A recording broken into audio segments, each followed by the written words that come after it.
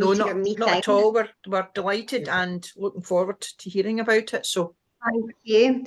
So I'm Laura McKechnie, and I'm the Partnership and Recruitment Manager for MCR Pathways, and I cover the west coast of Scotland. That is the equivalent of myself in the east and the north of the country as well, but my areas are Inverclyde, Southland, North Ayrshire, Argyll and Bute, East and West and Bartonshire, and Glasgow. And we're growing and growing by the minute. Argyll and Bute is one of our new ones, along with East and Bartonshire. So we're very excited to be in some new areas. And then we've got Laura. Yes, hi everyone. Thank you so much for having us on this evening. Just to double check that you can see my screen okay, just before I start. Okay. So my name is also Laura, just to confuse things. And I cover the same areas as Laura McKechnie, except my role is Mentor Services Manager for the west of Scotland. So essentially my role is to make sure that all of the mentors that we do have and that Laura and her team have recruited have the best and smoothest possible journey so that they can ultimately be matched to a young person to support them. So MCR Pathways started back in 2007, so we have been kind of on the go for a wee while now. And our founder, who is called Ian McRitchie, his entire background is completely business focused. So Ian used to work as a turnaround specialist. And back in 2007, he was working with a particular organisation that had the responsibility of some children's residential units. So these young people were care experienced. They lived away from home in these residential units. So Ian was working with the organisation to help them become better, a better business and make money and that sort of thing. So I'm not going to pretend to know what any of that is. Don't really know much about business myself, but that's what the job was at the time for Ian. And he did his thing, did the job, and the organisation was successful again. They were making a profit.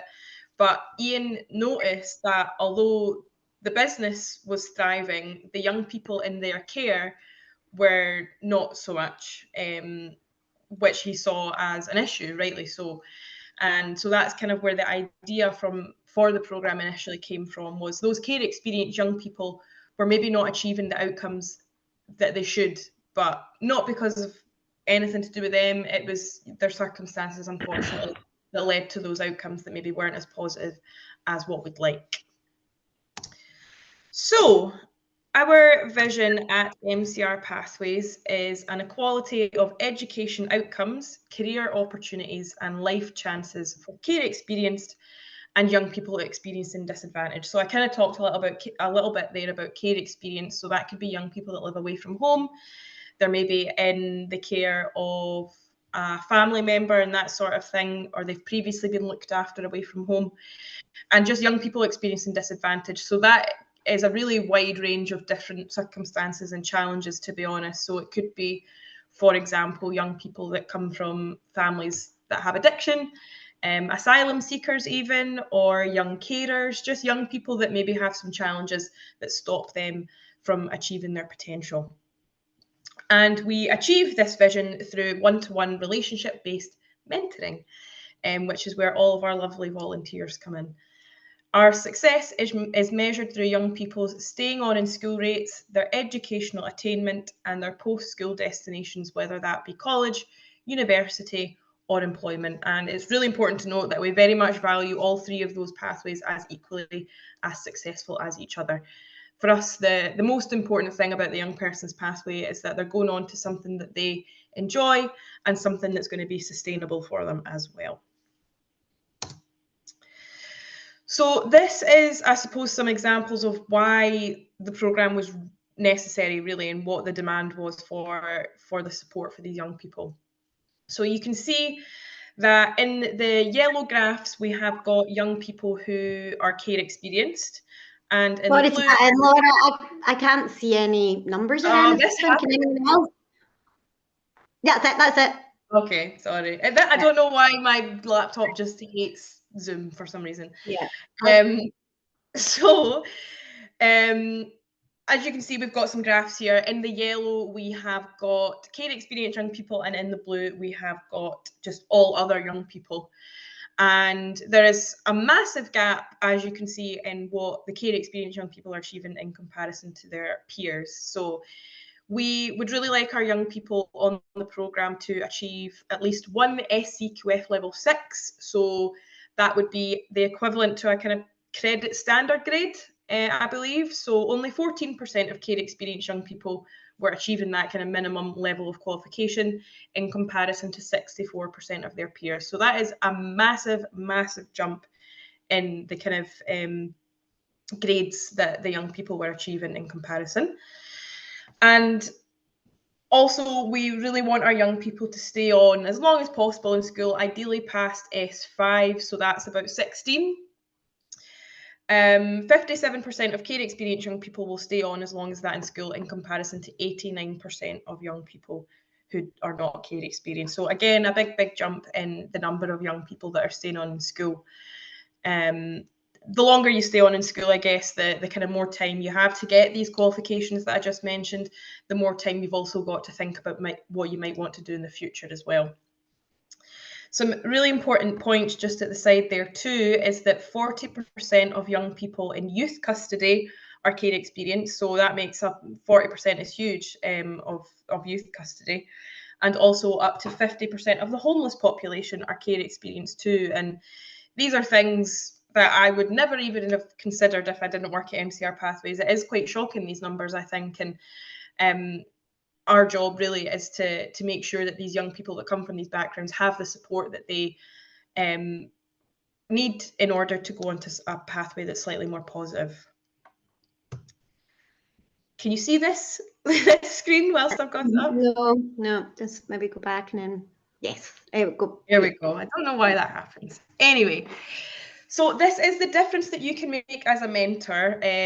So these numbers are taken from a couple of years ago. So they have changed a tiny bit since, but they are across the board very similar at least. So I kind of mentioned the different bits that we want our young people to achieve. So retention rates, I just mentioned that a little bit about staying on in school. So I won't run through all the numbers because they kind of speak for themselves, to be honest. But in the coloured circles, we've got care experienced young people who have a mentor.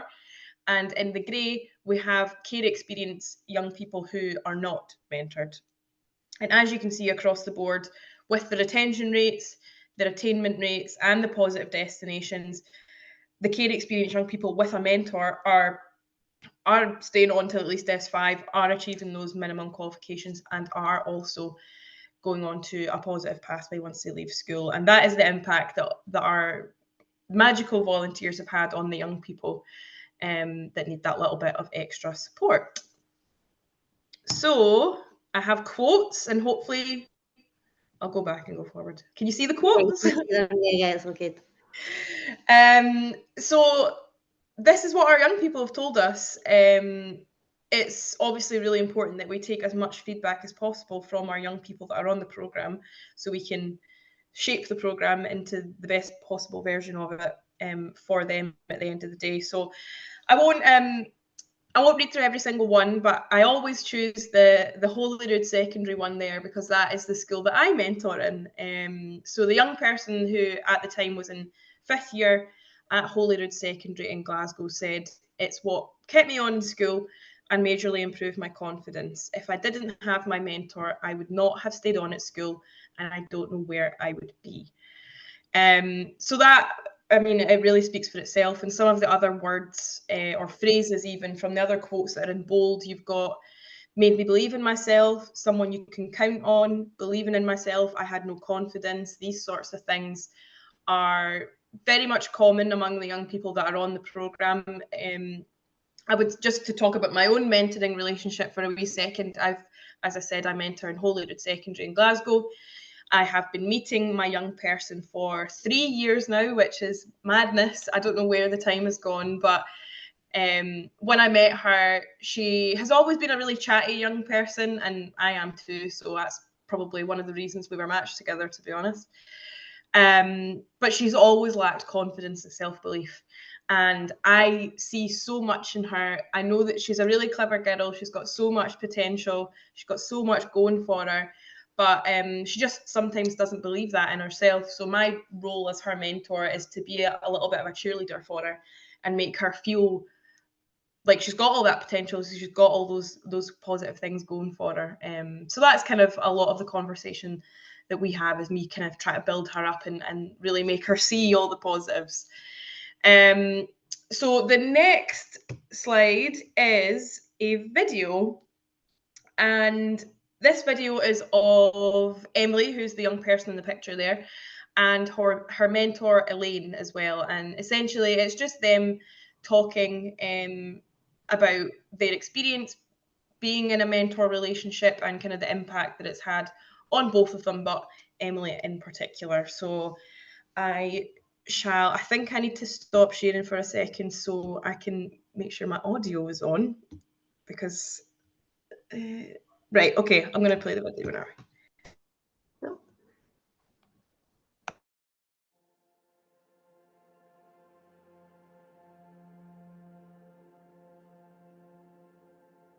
MCR Pathways exists really for one single purpose: to ensure that there is an equality of education outcomes, job choices and life chances. For care experienced young people, that is not the reality of what they experience. Those progressing to university, college and employment is 58% as a national number. We have a system that is producing massive amounts of loss in human potential.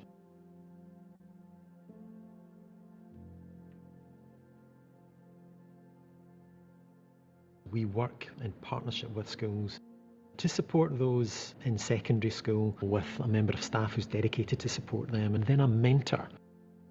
And that mentor's single task is to help that young person to find, grow and use their talent. I was told prior to meeting her that this is who's going to be her mentor and all that. What happens if she doesn't like me? What happens if something goes wrong? What happens if we don't click? What happens if we don't really like each other? When I met Elaine, that was a real boost in confidence. She helped me understand it was okay to be scared. That was probably one of the best days of high school, probably in my life as well. One of the things that I remember about the first conversations that we had all of that time ago was how you told me that you really couldn't count. Do you remember that? Yes. And then we did a little bit of work for I think 2 or 3 weeks, and you figured out actually you were actually quite good at counting. That was a real downer for me. I Yeah. couldn't understand it, didn't know how to properly do it, but doing that 5 now, I so. think it was all about getting a little bit of help just to see that you did actually understand more than you thought you did. Oh, definitely. So confidence. Just needed a little push. A lot of it's confidence, self-belief. A little bit of self-belief can take you a long, long way. As proven. Want to become a chef. Long-term goal is to own my own restaurant. Maybe going to mentoring. Given what I've been given and giving it to someone else. It'll be hard to get there. There will be ups and downs and cracks in the road, but if I have a goal that I want to reach, I'll have to have other mini goals, and I'll just keep reaching them until I get the big one.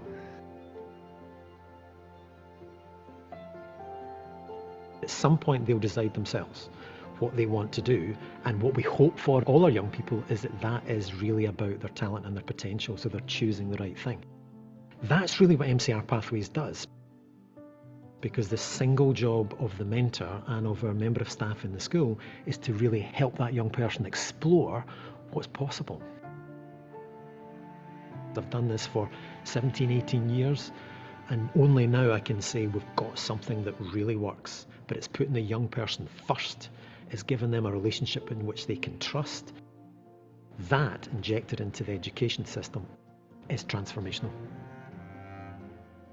You'd been talking to your guidance teacher about how hard you were finding everything, and you said, but I told her, I'll be okay because I've got a plan and I've got my mentor. And that's when I realised this actually does make a difference. It's not just a wee chat, mentoring's like a big deal.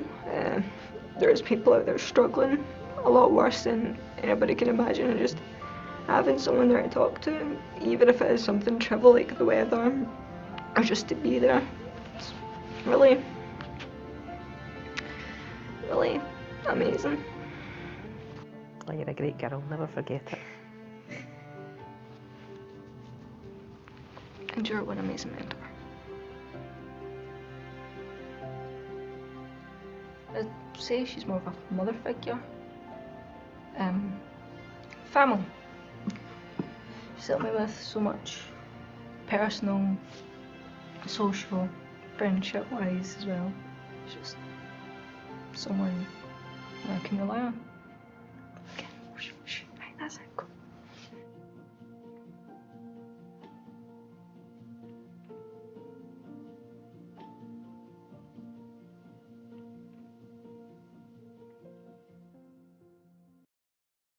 Stop sharing for a second so I can come back and see everyone. I love that video so much. I think it tells you exactly what you need to know about mentoring and the impact it can have. And I get goosebumps. I've seen it so many times and I get goosebumps every time I watch it. I think one of the bits that sticks out to me the most is where they're talking about Emily doing maths, and she couldn't do maths, but then they discovered that it maybe wasn't actually her ability. It was just the fact that she didn't believe in herself, and that was something that Elaine was able to help her with, and she ended up being able to do her Nat 5 maths, which is absolutely fantastic. Laura, I don't know if do you want me to share my screen, or do you want to share your screen for the next half? Can you share yours, because I don't have mine up? No worries. Yeah, I don't know if there's any Bake Off fans in the room, but we won an award for that video, and it was presented. It was online, unfortunately not in person, because I think it was still kind of around COVID times, just before, by Prue Leaf. So with Emily's love for wanting to be a chef and wanting to be a cook and everything, she was very happy. So you'll see here, we've got our young people at the heart of everything we do. They're the centre. You've seen how much of an impact, having Elaine in Emily's life is improved for her. You've seen probably what Elaine gets out of it as well. I think our mentors report back to us that relationships within their own lives have improved dramatically by being a mentor. You really just have to sit and be a good listener. So you're developing listening skills, leadership skills, and yeah, empathy, I think, as well. Organisations that get involved with us and support their staff to mentor. There's been millions of research done, I think, on the benefits of volunteering on society and everyone. And again, organisations that allow their staff to do that. They see that there's more productivity in the workforce as well, and it's really good for staff development. Obviously, with the young person, some of our young people struggle with school. I'm a mentor as well. My young person at the moment, since coming back after the summer breaks, attendance has slipped. But she comes to meet me. She's there every week for me. She's always on time, even if she's a wee bit late for school on some days. I meet her at 9 in the morning, and that was her request so that she could start trying to be on time. And she has. So we're just trying to work through that at the moment and just sort of really seeing, what's going on. And I'm there to sort of support her with that. So hopefully our attendance is going to start picking up. Relationships with her teachers start improving as well. They see school in a different light. And we provide industry links for them as well. So they get, I'll explain a wee bit more about Talent Tasters later. They get opportunities to go out into the sort of community. And then communities as well. I always say it's like the glue of a community. You've got, yourself, a mentor going into a school to meet a young person who you might never ever sort of bump into in your day-to-day life, and vice versa for the young person. I think it breaks down a lot of stigma when it comes to sort of age and religion, anything at all, because you're two people that would, maybe never meet each other, and then a relationship blossoms from that, which is lovely. Next slide. So how does it all work? So We're in all these different schools across the country. Every school that we're in has a dedicated worker, and they're called a Pathways coordinator. Their main job is to be in the school, building relationships with the young person, and they're there to support our mentors as well. So we start working with young people that are identified to us in P7, and then we'll help transition into secondary school for them. And S1 and S2, we'll start introducing some group work where we'll look at, like well-being, look at building confidence. MCR stands for motivation, commitment, and resilience, something that we really want to build in our young people. So we do that. And then in S3, that is when we introduce a mentor into the young person's life. That's at the point you're having to start making decisions about what subjects you want to pick.